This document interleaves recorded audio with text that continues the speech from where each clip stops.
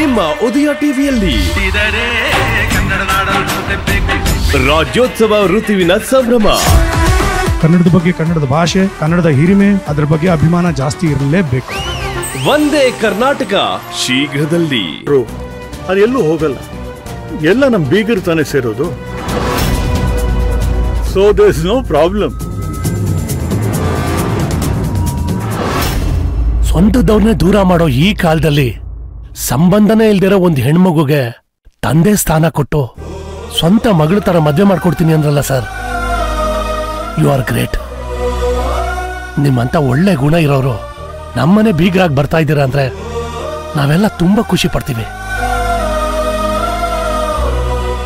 ಸರಿ ಸರಿ ವಸುಂಧರಾ, ಹಾಗಾದ್ರೆ ಪುರೋಹಿತರನ್ನ ಕರೆಸ್ಬಿಟ್ಟು ಒಳ್ಳೆ ಮುಹೂರ್ತ ಇಡ್ಸಿ ಡೇಟ್ ನ ಫಿಕ್ಸ್ ಮಾಡ್ಬಿಡು.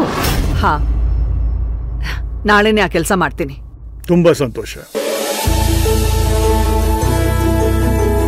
ನಾ ಬರ್ತೀನಮ್ಮ. ಸರಿ.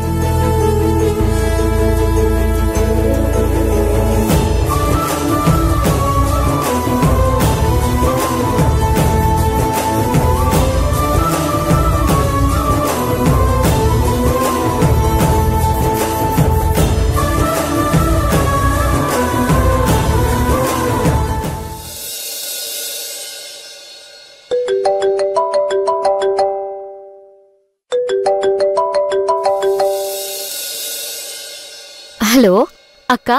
ಹಲೋ ಸಿಂಧು, ನನ್ಗಿವತ್ತು ಎಷ್ಟು ಸಂತೋಷ ಆಗ್ತಿದೆ ಗೊತ್ತಾ? ಹೌದಾ, ಏನಾಯ್ತು? ಸಿಂಧು, ಅಪ್ಪ ಮನೆಗೆ ಬಂದಿದ್ರು.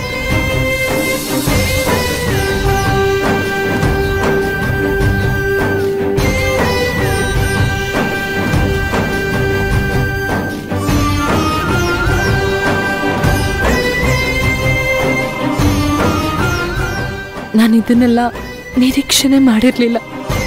ನೀನೇನೇ ಹೇಳು, ಅಪ್ಪನ ಮನ್ಸು ತುಂಬಾ ದೊಡ್ಡದು. ಅಕ್ಕ, ಡ್ಯಾಡ್ ಬಂದ್ರು, ಆಮೇಲೆ ಕಾಲ್ ಮಾಡ್ತೀನಿ.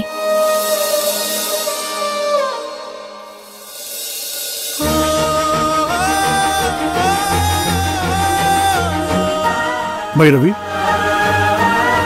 ಯಾಕಮ್ಮ, ಏನಾಯ್ತು? ಈಗಷ್ಟೇ ಅಕ್ಕ ಕಾಲ್ ಮಾಡಿದ್ಲು ಡ್ಯಾಡ್. ಅಲ್ಲಿ ನಡೆದಿದ್ದೆಲ್ಲ ಅವಳು ಹೇಳಿದ್ಲು. ನನಗೇನ್ ಹೇಳ್ಬೇಕು ಅಂತಾನೆ ಗೊತ್ತಾಗ್ತಿಲ್ಲ.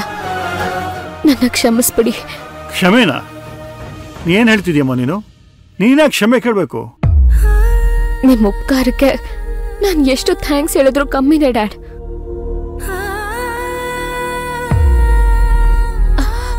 ಅಷ್ಟ್ ಥ್ಯಾಂಕ್ಸ್ ಹೇಳೋದಕ್ಕೆ ನನ್ನಿಂದ ಆಗುತ್ತೋ ಇಲ್ವೋ ಗೊತ್ತಿಲ್ಲ. ಅದಕ್ಕೆ ಕ್ಷಮೆ ಕೇಳ್ತಿದ್ದೀನಿ. ಅಲ್ಲಮ್ಮ ಹುಚ್ಚ ಹುಡುಗಿ, ಅಪ್ಪ ಮಕ್ಕಳ ಮಧ್ಯ ಈ ಕ್ಷಮೆ ಥ್ಯಾಂಕ್ಸ್ ಇದೆಲ್ಲ ಬೇಕಾ? ಅದು ನಾನ್ ನಿಮ್ ಹೊಟ್ಟೆಲ್ ಹುಟ್ಟಿದ ಮಗಳಾಗಿದ್ರೆ ನೀವ್ ಹಾಗೆ ಹೇಳ್ಬೋದಾಗಿತ್ತು ಡ್ಯಾಡ್.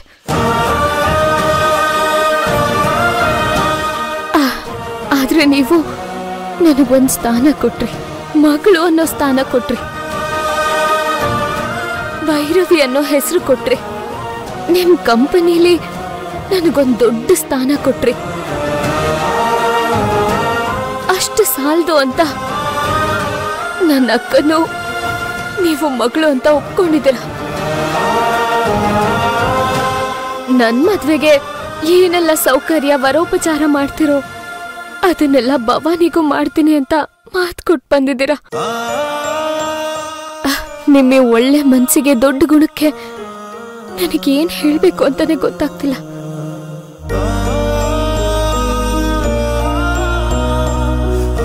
ನೀನ್ ಹೇಗ್ ನನ್ನ ಮಗಳು, ಅವಳು ಹಾಗೆ ನನ್ನ ಮಗಳು.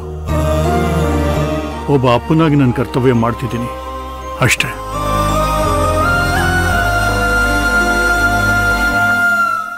ಅಕ್ಕ, ಯಾಕೆ ಬೇಜಾರ್ ಮಾಡ್ಕೊಳ್ತ್ಯಾ? ಒಂದೇ ತಾಯಿ ಹೊಟ್ಟೆಲ್ ಹುಟ್ಟಿದ್ರೆ ಮಾತ್ರ ಅಕ್ಕ ತಂಗಿದಿರಾಗ್ಬೇಕಾ? ಭವಾನಿ ಅಕ್ಕನು ನನಗೆ ಅಕ್ಕ ಇದ್ದ ಹಾಗೇನೆ. ಜಾನು, ಎಷ್ಟೇ ಆದ್ರೂ ನೀನ್ ಅಪ್ಪನ ಮಗಳಲ್ವಾ, ಅದಕ್ಕೆ ನಿನಗೂ ಅವ್ರ ಬುದ್ಧಿನೇ ಬಂದಿದೆ. ನಿನ್ ಜಾಗದಲ್ಲಿ ಬೇರೆ ಯಾರೇ ಇದ್ದಿದ್ರು ಡ್ಯಾಡ್ ಧಾರಾಳವಾದ ಮನ್ಸ್ ನೋಡಿ ಕೋಪ ಮಾಡ್ಕೊಂಡು ಬೈತಾ ಇದ್ರು.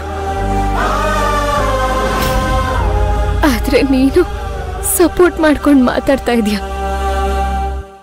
ನಿನ್ನಂತ ತಂಗಿನ, ಇವರಂತ ಅಪ್ಪನ ಪಡೆಯೋದಿಕ್ಕೆ ನಾನು ತುಂಬಾ ಅದೃಷ್ಟ ಮಾಡಿದ್ದೀನಿ.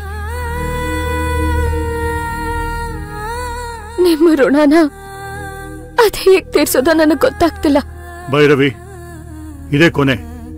ಇನ್ಯಾವತ್ತೂ ನಿನ್ನ ಬಾಯಿಯಲ್ಲಿ ಆ ಋಣದ ಮಾತು ಬರಬಾರ್ದು. ನಿಮ್ಮಿಬ್ಬರ ಮದುವೆ ನನ್ನ ಜವಾಬ್ದಾರಿ, ನಾನು ಮಾಡ್ತೀನಿ. ಇನ್ನೇನು ಮಾತಾಡ್ಕೊಡ್ದು. ಅಣ್ಣ, ನಿನ್ಗಿನ್ನೂ ಒಬ್ಳು ಮಗಳಿದಾಳೆ ಅನ್ನೋದನ್ನ ಮರಿಬೇಡ.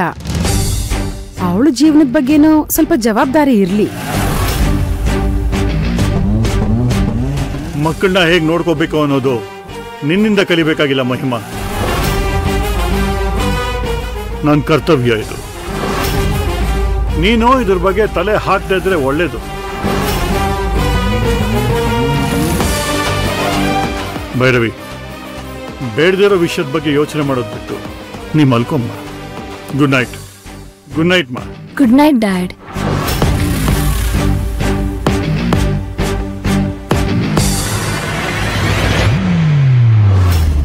ಅಪ್ಪ, ಹೆತ್ತ ತಾಯಿ ಅಂತ ಮನ್ಸಿರೋ ನಿಮ್ಗೆ ನಾನ್ ದ್ರೋಹ ಮಾಡ್ತಿದ್ದೀನಿ. ಸಾಧ್ಯ ಆದ್ರೆ ದಯವಿಟ್ಟು ನನ್ನ ಕ್ಷಮಿಸ್ಬಿಡಿ. ನನಗೇನ್ ಮಾಡ್ಬೇಕು ಅಂತ ಗೊತ್ತಾಗ್ತಾ ಇಲ್ಲ.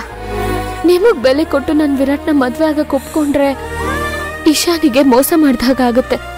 ಯಾಕಂದ್ರೆ ನಾನು ಅವಳಿಗೆ ವಿರಾಟ್ ನಿನ್ನವನೇ ಅಂತ ಮಾತು ಕೊಟ್ಟಿದ್ದೀನಿ. ನಾನಿಲ್ಲಿ ಯಾವುದೇ ನಿರ್ಧಾರ ತಗೊಂಡ್ರು ಒಬ್ರಿಗಾದ್ರೂ ನನ್ನಿಂದ ಮೋಸ ಆಗುತ್ತೆ. ನಾನ್ ಏನ್ ಮಾಡ್ಲಿ ಅಪ್ಪ?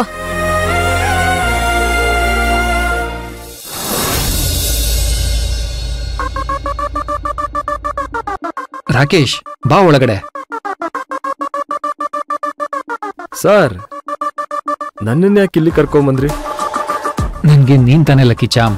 ನೀನ್ ಹೇಳಿದ್ಮೇಲೆ ನಾನು ಭೈರವಿ ಅವ್ರ ಹಿಂದೆ ಬಿದ್ದು try and try until you die ಅಂತ ಶತ ಪ್ರಯತ್ನ ಮಾಡಿ ಕೊನೆಗೂ ಭೈರವಿ ಅವ್ರದ್ದು ನಂದು ಮದ್ವೆ ಮಟ್ಟಕ್ಕೆ ಬಂದಿದೆ. ಸರಿ, ಬಾ.